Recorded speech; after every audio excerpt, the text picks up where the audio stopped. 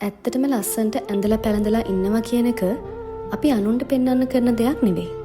ඒක තමන්ට දෙන ආදරයක් වගේම ගෞරවයක්. උදේට ඇහැරිලා ලස්සන්ට පිළිවෙලකට ලෑස්ති වෙලා කණ්ණාඩි ඉස්සරහට ගියාම මේ දැනෙන පොඩි ගැම්ම මුළු දවසම සාර්ථක කරගන්න අපිට උදව් කරනවා. ලස්සන්ට ඉන්නවා කියන්නේ බ්‍රෑන්ඩඩ් පස්සේ දුවන එකවත් ෆැෂන් කරන්න තියෙන පිස්සුවක්වත් නෙවෙයි. ඒක අපේ පර්සනැලිටි එකට ගැළපෙන විදිහට අපි හැඩ ගැහෙනවා කියන එක. අපි ලස්සන්ට ඉන්න හදනකොට අපේ සිතුවිලි තිබේටම ලස්සන වෙනවා. අනිත් අය අපේ පෙනුම ගැන මොනවා කිව්වත් තමන්ගේ පෙනුම ගැන තෘප්තිමත් නම් ඒකෙන් ලැබෙන ආත්ම විශ්වාසය වෙන කොහෙන්වත් ගන්න බෑ. අපි අපිව ලස්සන්ට බලා ගන්නකොට අපි කොහෙ ගියත් අපිට ගෞරවයක් පිළිගැනීමක් ඉබේටම ලැබෙනවා. අපි අපිව ලස්සන්ට තියාගන්නවා කියන්නෙම අපේ self love journey එකේ අපි ලොකු කෑල්ලක් complete කරනවා කියන එක.